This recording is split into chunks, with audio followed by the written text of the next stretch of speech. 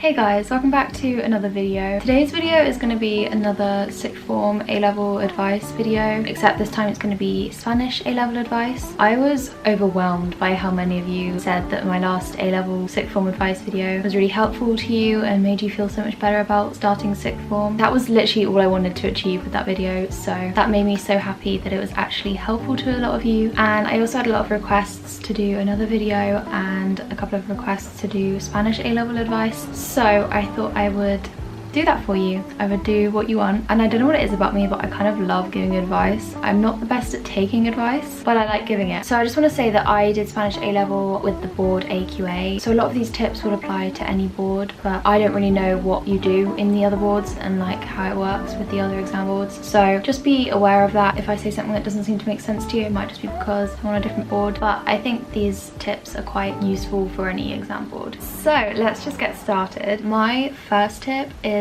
to give it time. Do not worry if you're in the first few weeks of your A-level Spanish course and you're sitting there thinking, what have I done? This is too hard. I hate this. I want to change A-level. Give it time. Don't change your A-level. You will end up loving it. It's just that Spanish A-level is quite a big step up from GCSE. So it is a bit of a shock to the system when you first start. And also the lessons a lot of the time are in Spanish, which obviously takes some getting used to. But trust me, it just takes a bit of time. In my Spanish group, there was just me and 2 other people, and it took us until around Christmas to actually feel like we were starting to get it. So don't be disheartened by that. Don't worry, like I still came out with a good grade, and those first few months just do take a lot of getting used to. So you will get that sort of epiphany moment when you realize, wait, this makes sense, this is clicking. Just give it time. Having said that, if you really feel like it's not for you and you want to change subjects, do it, because that's probably just your gut instinct. But if you're a bit like unsure, stick with Spanish, because trust me, it's a good subject. I love Spanish. My second tip is actually a repeat from my last advice video, but it's just that Quizlet is your best friend. Seriously, I cannot say enough how good Quizlet is and how much it literally saved me. Like, I don't think I would have got the grade that I got without Quizlet. Quizlet is especially helpful for languages and Spanish, of course, because of vocab. I personally find it the easiest way to learn vocab. Everyone's different, but that's just me personally. What I would recommend doing, and what I did, was that when we finished a topic, I would go through the vocab list that they give you and make a Quizlet list for each subtopic, and that just meant that when I came to the exams, they were already made for me and I didn't have to do it then because I just wouldn't have had time. So it was really, really useful. The next tip that I have kind of leads on from the last one, but I really recommend making mind maps for each subtopic when you finish a topic, because they'll be so helpful when you're coming back to do your speaking exams. And again, they'll already be made, you won't have to make them. It'll just save you so much time, and they'll be really helpful resources. Like, I don't know what I would have done without these mind maps. I'll go and get a few that I've made and I'll show you what I mean. I'll be right back. Okay, I'm back.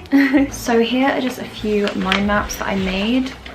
These are for topics 5.1, 5.2 and 5.3. So this is La Dictadura de Franco, and then aquí start speaking Spanish then. And then La Evolución de la Monarquía en España, and then Dictadores Latinoamericanos. So I recommend including facts, statistics, example speaking questions that you could use, dates if you need them, examples. So like for Dictadores Latinoamericanos, I have Fidel Castro and then a bit of information about him. So that's just an example, because in your speaking you'll need to include examples and statistics and stuff. The statistics don't actually have to be real, they just have to be believable. So you can make them up, but just be thoughtful with how you make them up. But I would just use the textbook to help me, and they don't have to have loads of information on here, but maybe just make up some kind of color theme that you want to go with. So I would always have my titles in pink, and then like my examples in green, and then I'd highlight key information in orange and have speaking questions in green. It just depends on how you like learning stuff. I liked mind maps for this, but a lot of the time for other things I would use flashcards. It just really depends on the individual. But the whole concept of making notes as you go along, as I said in my last video, is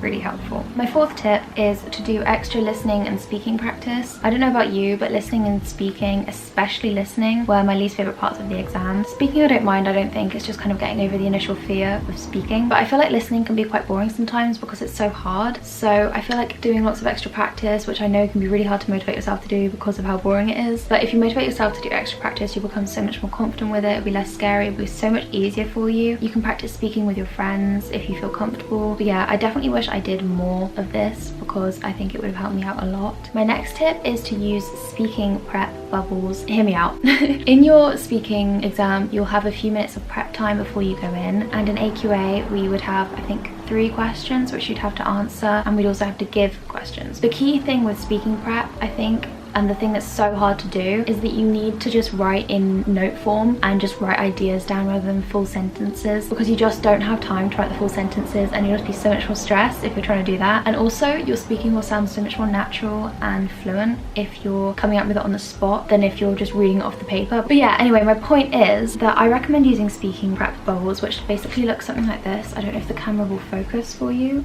but I don't know, I'll just darken them up a little bit for you. So I just draw one big bubble here, another big bubble over here, and another bubble underneath. And this is something that my Spanish teacher suggested that we do, and I found it really useful personally. And you just put a number by each bubble, 1, 2, and 3, and then you can write ideas for each question in that bubble, and it just helps keep it nice and organized. And then I would just write like a little question to the left of one of the bubbles, because you need to remember to ask a question in your speaking exam. And also, if you can try and write down some facts, statistics, or examples in your prep time, that will really help you, because those things are what help to really get you high marks, because they show you're really engaging with the content, because they're kind of a hard thing to think of on the spot. So yeah, definitely see if you can do that. So my next tip is to use grammar workbooks to help. This is the one that I use. It depends on your board as to which one you use, but these are really good exercises, to be fair, and they're quite quick to complete, but there are loads in here, so you're good to go for a while. I got my hair caught in the book. I honestly wish I had done more grammar practice, because grammar is basically like the bones to the language. If you understand the grammar, then the rest of the language is going to come so much more easily to you. And it's not like the exercises actually take very long to complete. You could literally just do a page a day after school really quickly. They will literally take like 10 minutes, and then if you just ask your teacher to mark them, then I'm sure they'll be more than happy to do that for you. My teacher would set us an exercise or two every week, and they were really helpful, but I do think I should have done more. Tip 7 is to learn idioms and phrases. These are really useful to help you sound more local and more fluent and more natural. They're just sort of the words that people don't usually find in the vocab lists and wouldn't come up very often in many people's speakings, but they just really help you to stand out. So maybe just every time you come across a new one, write it down in a Quizlet list that you're forming of idioms and set phrases. So yeah, they're definitely worth knowing, and I really should have done this more. Tip 8 is to reread your book and to rewatch your film. I don't know about you, but with AQA and at my school we did one book and one film, and I reread the book twice, I think, and I rewatched the film so many times. You kind of need to know them inside out in a way. Don't get stressed out about that. It's fine, you will know it. It's just that you have to be able to remember where each quote has come from and where each character did what, and it's just really helpful if you do reread or rewatch them, because it will just make it so much easier for you. And rewatching and rereading is also the easiest and best way, in my opinion, to find quotes that you want to use, because it just means you're not going to forget any, and you might find some original ones that no one else would really use. But yeah, definitely recommend rereading and rewatching the film. As much as rereading a book might be annoying and boring, it's definitely a good idea, and it doesn't have to take very long. Like, I actually was really surprised by how quickly I reread the book and was just like highlighting as I went along, and it was really helpful. So my 9th tip is to learn quotes, but not too many. So this little booklet of flashcards right here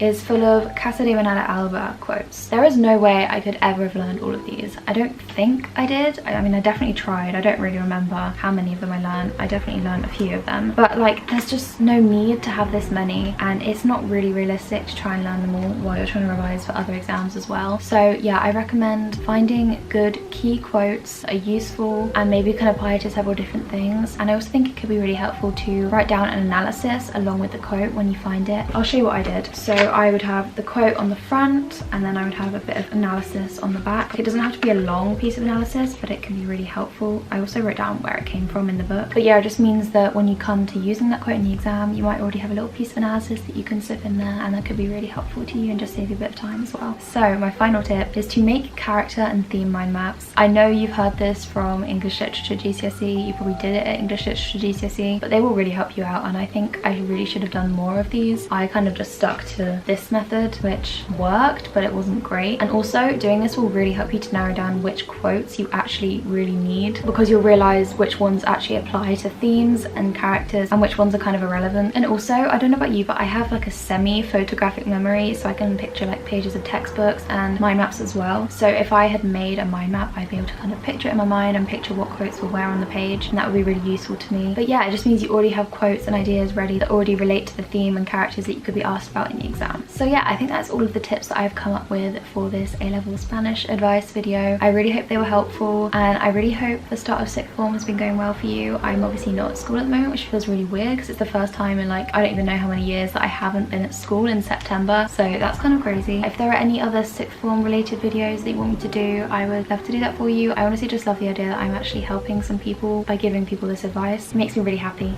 But yeah, I think that is pretty much everything. If you did enjoy this video, I would love for you to subscribe to my channel, give this video a thumbs up, and leave a comment down below. And with that being said, I will see you in my next video.